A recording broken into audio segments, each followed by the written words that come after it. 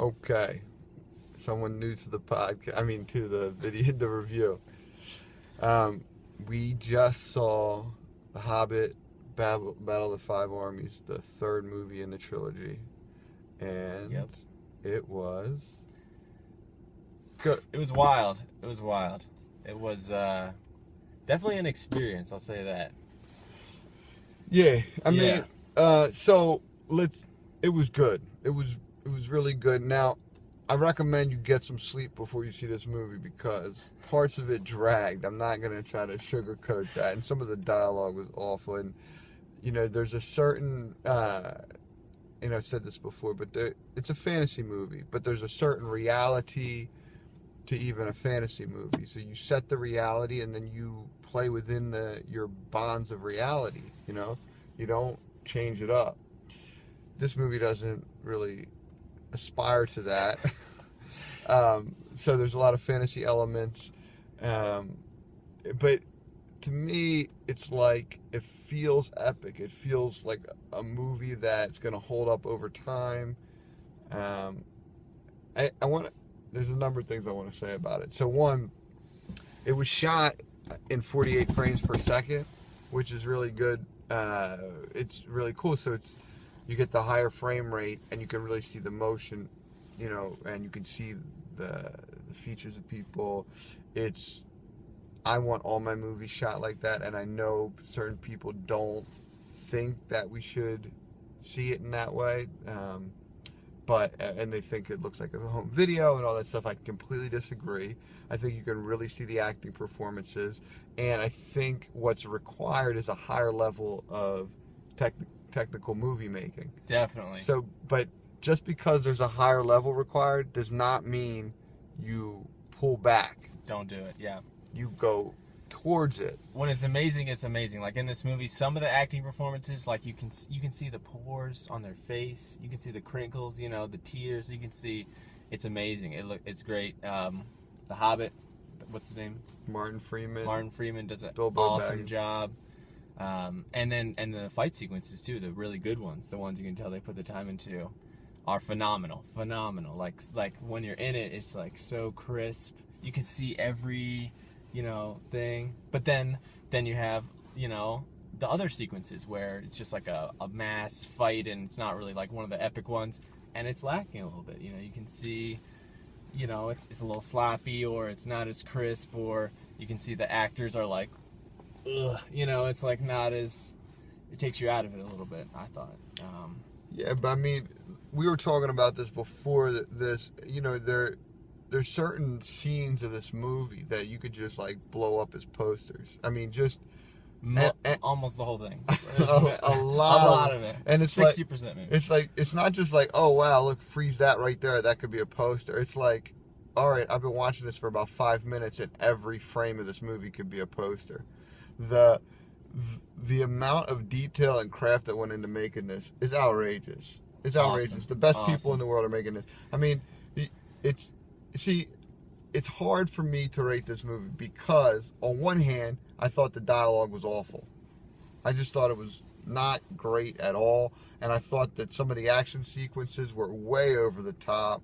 But again, so it's like, but what's he going for? Is he going for that? Like, does he want it to be over the top? And it's possible that he does. See, my whole thing is like, you're showing us at 48 frames per second, and you're shooting with the state-of-the-art cameras, red ray cameras, showing us the best image on the biggest sound stages ever made, and you're so okay. So I think you're trying to show me what it would really look like, and then you do fantastical action sequences that sort of like, oh, I'm like right here with Bilbo Baggins about to pull a tear myself because what he's emoting, and then I'm into running up steps that are falling apart, and we're like, oh, people are superheroes all of a sudden. Yeah. You know what I mean? Like, oh, they're struggling with one guy, but then they just killed 10 guys, and now it's like, it wasn't consistent, and I want it to be consistent. Totally. Definitely. What else? Yeah, there's just like, you get, it's like this. Oh, these. There's a lot of battles in this movie, right? You got such and so versus such and so, and like all these battles. So, you want to be in it, like, oh man, we're winning, we're losing, but because it was so inconsistent, it's a little hard to like root, like, like, oh my God, we're losing. It's so, and then all of a sudden, no explanation. Now we're winning.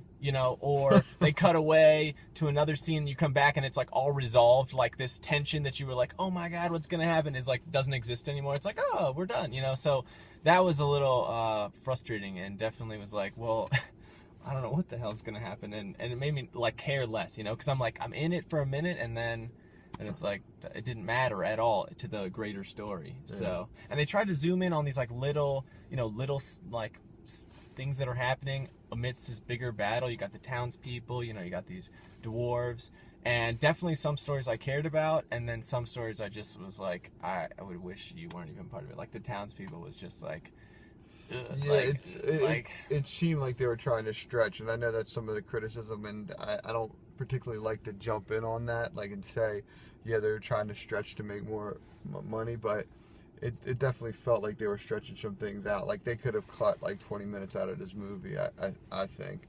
And I know what you're saying. Some of the storylines in this that were like careless, and then some of the stuff with Thorin.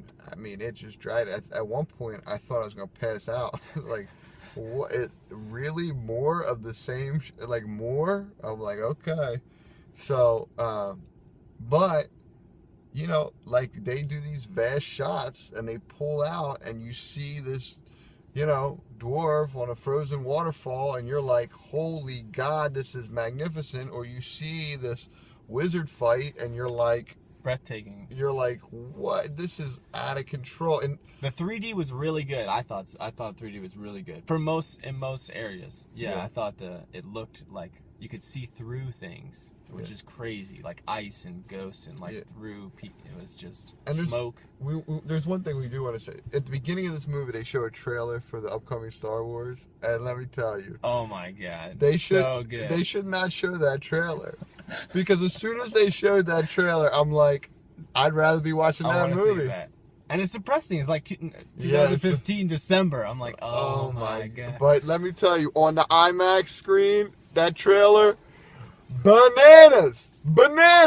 I'm so ready. I can't not see it now in like 3D IMAX. I can't not, because it's just like, it's so good. Okay, so I'm gonna rate this movie, so I'm gonna give it an 80, and people are gonna hate on me because I told you I didn't like it. Dragged. I was passed out at one point. The story was whack. There were storylines that could have been eliminated. It dragged. I said all that. Now I'm giving it an 80. What the hell's wrong with me? And here's what I want to say. Go see it. Go see it in IMAX at high frame rate, and your mind will be blown. It's like watching a surrealist painting or something move around. You're like, this. There's something outrageous about it and incredibly interesting. So I say, you want to see it? Go see it, but go see it in the best possible way. And if you're not going to see it in the best possible way, I might not even watch this movie. I gotta say the same thing. Yeah, so precursor. I haven't seen the previous ones, but I do know the story. I read the book way back. I would probably go a little lower, but I'm not coming in with all the other story arcs, so I might give it like a 75. But that's definitely only in IMAX 3D. Like in IMAX 3D, it's an experience. It's like nothing I've ever seen before. It's beautiful. Story is what the story is, but it's gorgeous. If it came on TV, like, buy the DVD, I don't know. I don't know if I could recommend it. I probably wouldn't watch it.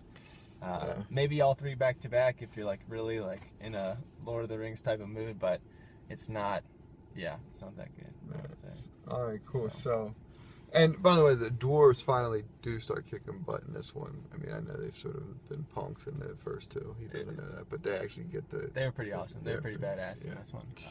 All right, so rate and subscribe and like or dislike, whatever. Put a little post in there. Say hi to Camden, and we'll see you soon.